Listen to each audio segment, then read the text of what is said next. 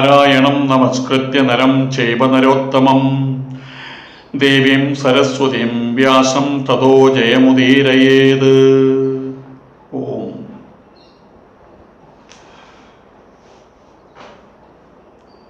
നാഗവംശത്തെ ഒന്നടങ്കം അവർക്ക് അമ്മയുടെ ശാപം കിട്ടിയതാണ്, കദ്രുവിൻ്റെ ശാപം കിട്ടിയതാണ്, എല്ലാം കൂടിയിട്ട് വെന്തെരിഞ്ഞു പോണം. ജനമേജയൻ നടത്തുന്ന സർപ്പസത്രത്തിലെ യാഗാഗ്നിയിൽ വീണിട്ട് ഏതായാലും കുറെ തമോഗുണ പ്രകൃതികളായിട്ടുള്ള സർപ്പങ്ങളൊക്കെ ചത്തൊടുക്കി. തക്ഷകന്റെ വരവായപ്പോഴാണ് പ്രശ്നമായത്. ഏതായാലും ആ സമയമായപ്പോഴേക്കും ആസ്തികൻ അദ്ദേഹം ചെന്ന് ഇടപെട്ട് വാസുകിയുടെ സഹോദരിയായിട്ടുള്ള ജലൽക്കാരു എന്ന നാഗിനി അവർ വിവാഹം കഴിച്ച് ജലൽക്കാരു എന്ന് പറഞ്ഞ മുനിയെ അവർക്ക് അവരാണ് ജന്മം കൊടുത്തത്, ആസ്തികനെ ജന്മം കൊടുത്തത്. അങ്ങനെയുള്ള ആസ്തികനാണ് ജനമേജയന്റെ സർപ്പസത്രം ഇല്ലാതാക്കിയത്. അങ്ങനെ നാഗവംശം മുച്ചൂടും മുടിയുന്നൊരവസ്ഥയിൽ നിന്ന് രക്ഷപ്പെട്ടു. ഇതെല്ലാം കഴിഞ്ഞ് തിരിച്ച് വീട്ടിലെത്തിയ ആസ്തികന് വലിയ സ്വീകരണമാണ് കിട്ടിയത്. അദ്ദേഹത്തിൻ്റെ അമ്മാവനായിട്ടുള്ള വാസുകി, നാഗവംശത്തിൻ്റെ നാഗരാജാവ് അമ്മാവനായിട്ടുള്ള വാസുകി അദ്ദേഹത്തിന് വരം കൊടുക്കാനും സന്നദ്ധനായി. ആസ്തികൻ ആവശ്യപ്പെട്ട വരം ഇത്ര മാത്രമായിരുന്നു: രാവിലെയും വൈകുന്നേരവും ആത്മശുദ്ധിയോടുകൂടി എൻ്റെ ധാർമ്മിക ചരിത്രം, ആസ്തികന്റെ ജനനം മുതൽ ആസ്തികൻ തപസ്സിന് പോകുന്നത് വരെ സർപ്പസത്രത്തിലെ കഥകളടക്കം അത് പഠിച്ചുരുവിടുന്നവർക്ക് ഒരിക്കലും സർപ്പങ്ങളാൽ ദോഷങ്ങൾ ഉണ്ടാകരുത്, സർപ്പദോഷങ്ങൾ ഉണ്ടാകരുത്. അത് വാസുകി ആ വരം കൊടുത്തു. എല്ലാ നാഗങ്ങളും അത് അക്കാര്യം സമ്മതിക്കുകയും ചെയ്തു. സന്ധ്യയ്ക്കും പുലർച്ചയ്ക്കും ആരാണോ ആത്മശുദ്ധിയോട് കൂടിയിട്ട് അങ്ങയുടെ ആസ്തികന്റെ ധർമാഖ്യാനം നടത്തുന്നത് അവർക്കൊരിക്കലും ഞങ്ങൾ മൂലമുള്ള ഭയം, സർപ്പദംശനം ഏൽക്കില്ല, ഞങ്ങൾ അവരെ ഉപദ്രവിക്കില്ല എന്ന് അവിടെയുള്ള എല്ലാവരും ആസ്തികന് ഉറപ്പ് നൽകി. ആസ്തികൻ സന്തോഷയുക്തനായി. അദ്ദേഹം ആ സർപ്പവംശത്തിന് എല്ലാവർക്കും, അവിടെ അവശേഷിച്ച എല്ലാവർക്കും അനുഗ്രഹങ്ങൾ നൽകി. അതിനുശേഷം അദ്ദേഹത്തിൻ്റെ ജന്മനിയോഗം അദ്ദേഹം കൃത്യമായിട്ട് ആ ദൗത്യം അദ്ദേഹം നിറവേറ്റി. അതിനുശേഷം ഭുജകേന്ദ്ര മുഖ്യന്മാരോടൊക്കെ, ഗുരുക്കന്മാരോടും മുഖ്യന്മാരോടും ആചാര്യന്മാരോടും കാരണവന്മാരോടൊക്കെ യാത്ര ചോദിച്ചു. അമ്മയോടും വാസുകി അമ്മാവൻ അദ്ദേഹത്തോട് യാത്ര ചോദിച്ച് അദ്ദേഹം തപസ്സിനായിട്ട് കാട്ടിലേക്ക് പോയി. ഇത്രയുമാണ് ആസ്തികന്റെ കഥ. ആസ്തികന്റെ അവതാര കഥ ഇത്രയുമാണ്. ഇത്രയും പറഞ്ഞു കഴിഞ്ഞതിന് ശേഷം ഉഗ്രശ്രവസ് അവിടെയുള്ള ശൗനക സദസ്സിനെ വന്ദിച്ചുകൊണ്ട് പറഞ്ഞു: പുണ്യാത്മാക്കളെ, നിങ്ങളുടെ എല്ലാം സംശയങ്ങളും ചോദ്യങ്ങളും കേട്ടുകൊണ്ട് ആസ്തികൻ എന്ന പുണ്യാത്മാവിൻ്റെ കഥ ഞാൻ തുടക്കം മുതൽക്ക് തന്നെ ഏറെ സന്തോഷത്തോടു കൂടി, സംതൃപ്തിയോട് കൂടിയിട്ട് ഞാൻ പറഞ്ഞു കഴിഞ്ഞു. തപസ്വിയും ധർമ്മിഷ്ഠനുമായിട്ടുള്ള ആസ്തികന്റെ കഥ കേട്ടിട്ട് നിങ്ങൾക്കും അതിയായിട്ടുള്ള സന്തോഷമുണ്ടായി എന്ന് എനിക്ക് ഉറപ്പുണ്ട്. ഏതായാലും ഇനി കുറച്ചു നേരം നമുക്ക് വിശ്രമിക്കേണ്ടതുണ്ട്. അതിനായിട്ട് നമുക്ക് ഇപ്പോൾ തൽക്കാലം പിരിയാം. താമസിയാതെ വീണ്ടും നമുക്ക് ഒത്തുകൂടുകയും ചെയ്യാം.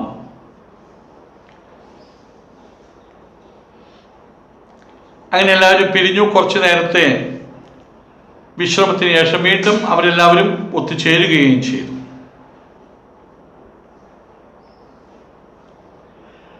ഉഗ്രശ്രവസ്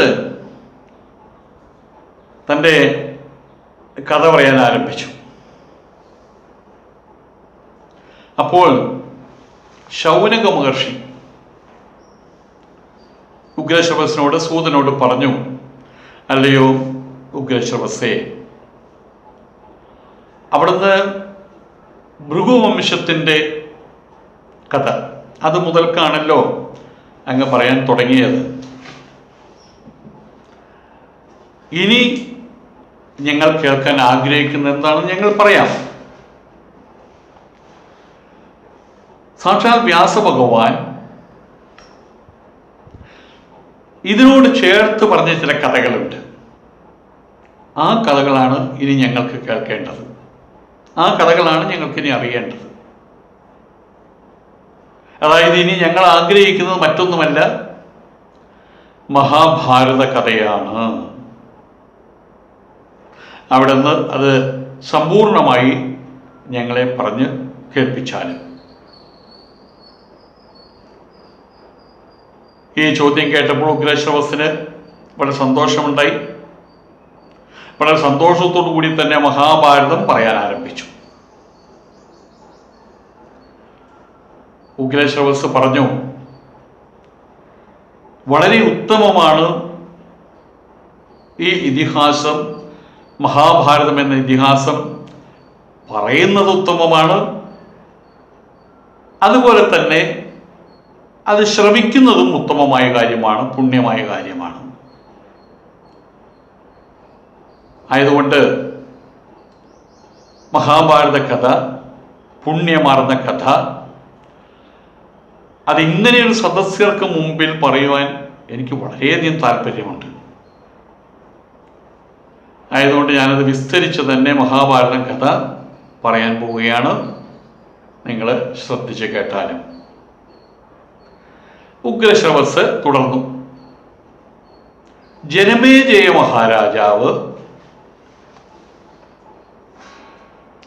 സർപ്പസത്രത്തിനായിട്ട് ദീക്ഷയെടുത്ത വർത്തമാനം കേട്ട്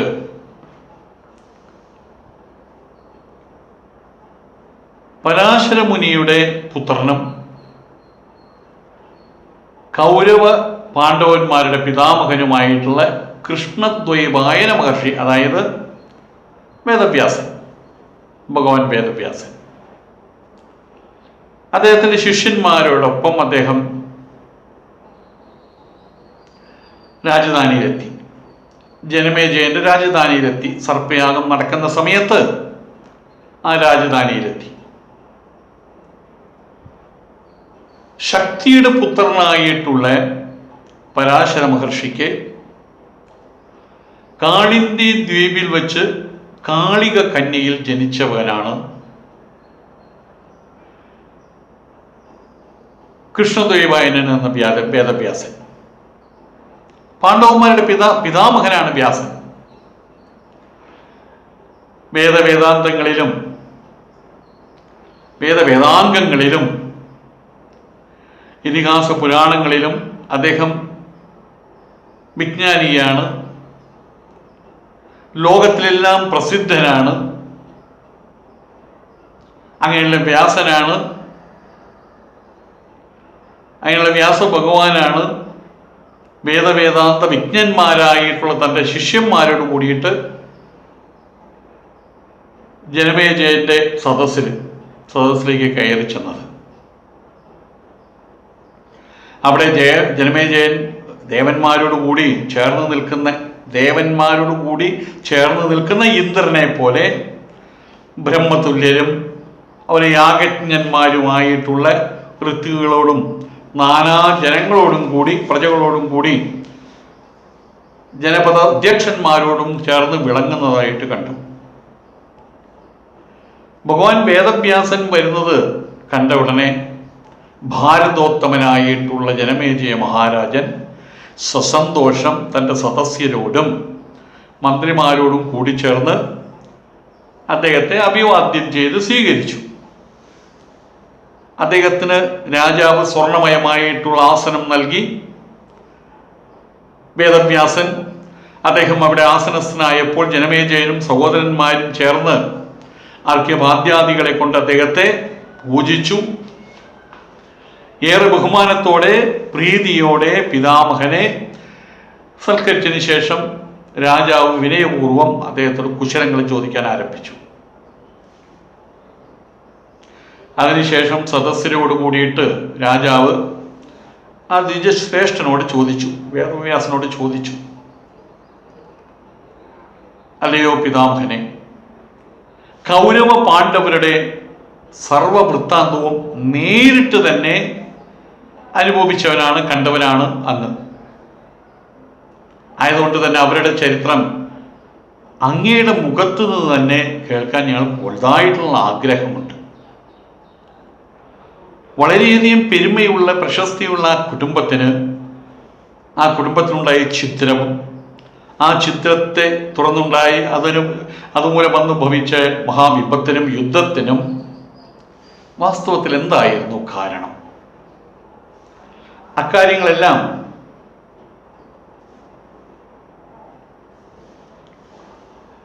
അക്കാര്യങ്ങളെല്ലാം തന്നെ അങ്ങ് ഞങ്ങളോട്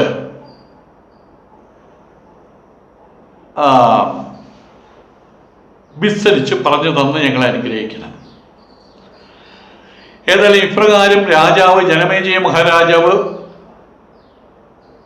ആവശ്യപ്പെട്ടപ്പോൾ വ്യാസമഹർഷി തൻ്റെ പാർശ്വത്തിൽ നിന്നിരുന്ന ശിഷ്യനായിട്ടുള്ള അസാമാന്യമായിട്ടുള്ള വ്യക്തിത്വനുടമയായിട്ടുള്ള വിജ്ഞാനിയായിട്ടുള്ള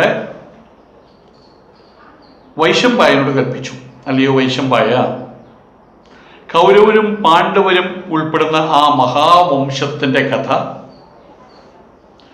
ആദിയും അന്തവും ചേർത്ത് നീ എന്നിൽ നിന്ന് ശ്രവിച്ചതാണല്ലോ പരിപൂർണമായിട്ടും.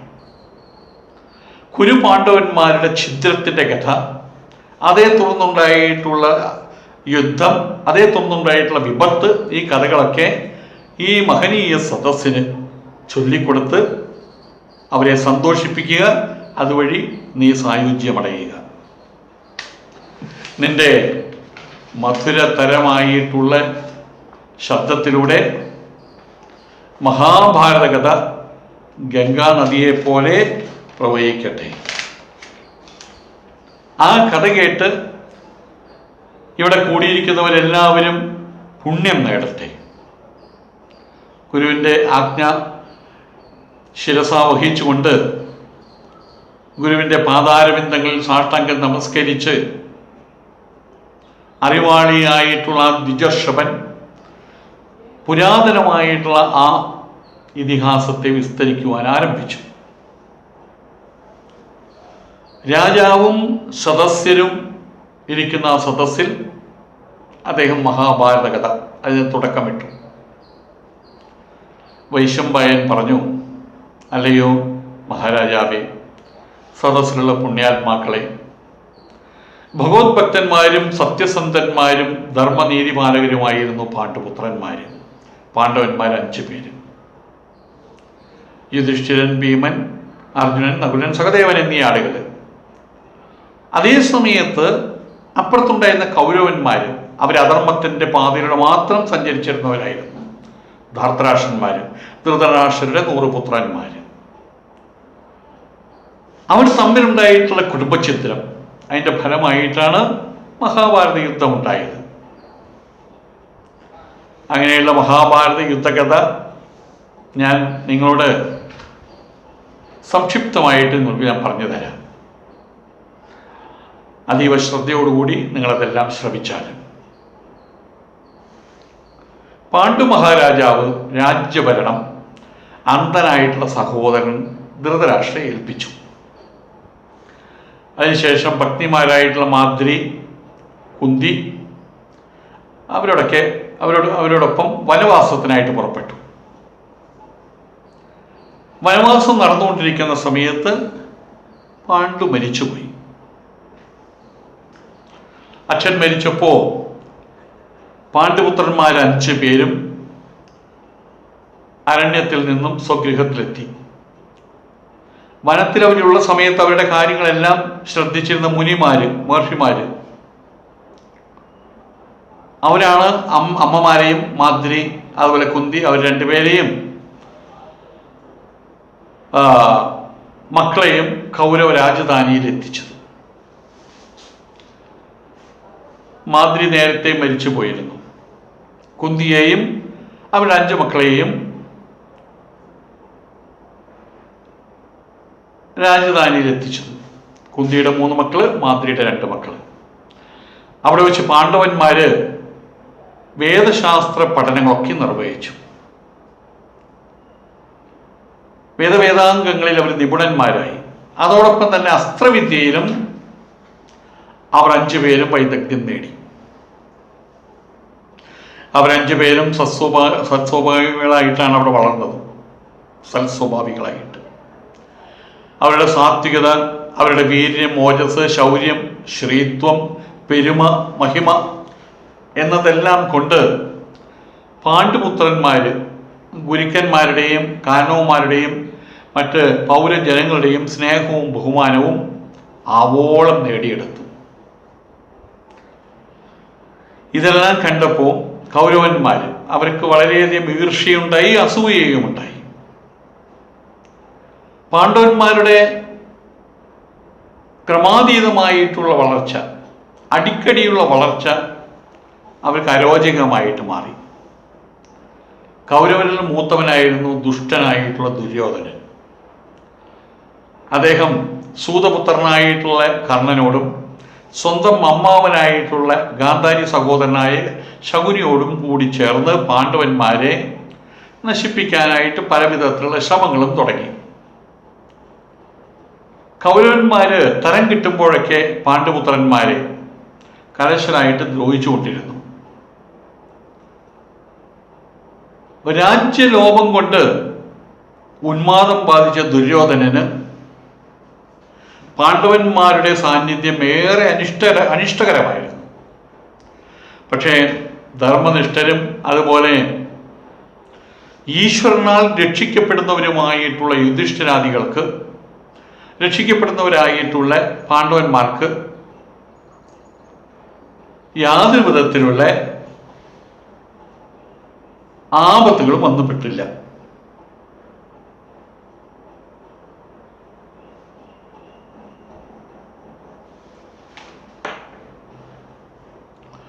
പാണ്ഡവന്മാരുടെ കൂട്ടത്തില് മധ്യമ പാണ്ഡവനായിട്ടുള്ള ഭീമസേനൻ അസാമാന്യമായിട്ടുള്ള കരുത്തുള്ള ശരീരത്തിനുടമയായിരുന്നു. ദുർബുദ്ധിയായിട്ടുള്ള ദുര്യോധനൻ ഒരിക്കൽ അതുകൊണ്ട് തന്നെ ഭീമനെ അവർക്ക് ഭയമായിരുന്നു. ഭീമനെ നശിപ്പിക്കാനായിട്ട് വിഷം കൊടുത്തു. പക്ഷേ വിഷം അദ്ദേഹം കഴിച്ചു. വിഷമാണെന്നറിയാതെ ആഹാരത്തോട് ചേർന്നിട്ടുള്ള വിഷം കഴിച്ചു. ആ വിഷം ആഹാരത്തോടൊപ്പം തന്നെ അന്നത്തോടൊപ്പം ദഹിച്ചു പോവുകയാണ് ഉണ്ടായത്. പിന്നീട് ഭീമൻ സുഷുപ്തിയിലാണ്ട് കിടക്കുന്ന സമയത്ത് അദ്ദേഹത്തെ, ആ മാരുതപുത്രനെ, വായുപുത്രനെ ദുര്യോധനും കൂട്ടരും കൂടിയിട്ട് കെട്ടി വരിഞ്ഞ് ഗംഗയിലെ ഒരു കയത്തിൽ കൊണ്ട് താഴ്ത്തി. പക്ഷേ ഇത് വായുപുത്രനാണ്. വായുബലം കൊണ്ട് ഗംഗയുടെ മടിത്തട്ടിൽ കിടന്ന് അദ്ദേഹത്തിൻ്റെ കെട്ടുകളൊക്കെ കയ്യൂക്കുകൊണ്ട് അഴിച്ച് കെട്ടുകളൊക്കെ പൊട്ടിച്ച് ആപത്ത് കൂടാതെ അദ്ദേഹം പുറത്തു വന്നു.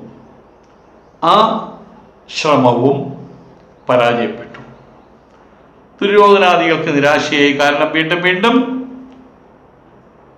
ദിനം എന്നോണം ക്രമം വിട്ടുകൊണ്ട് ക്രമാതീതമായിട്ട് പാണ്ഡവന്മാരുടെ പേരും പെരുമയും അന്തസ്സും ആഭിജാത്യവും മേലോട്ടുയർന്നു വരികയാണ്. ഓം പൂർണ്ണമദഃ പൂർണ്ണമിദം പൂർണ്ണാത് പൂർണ്ണമുദച്യതേ പൂർണ്ണസ്യ പൂർണ്ണമാദായ പൂർണ്ണമേവാവശിഷ്യതേ. ഓം ശാന്തി ശാന്തി ശാന്തി. ഓം ശ്രീ ഗുരുഭ്യോ നമഃ. ഹരി ഓം.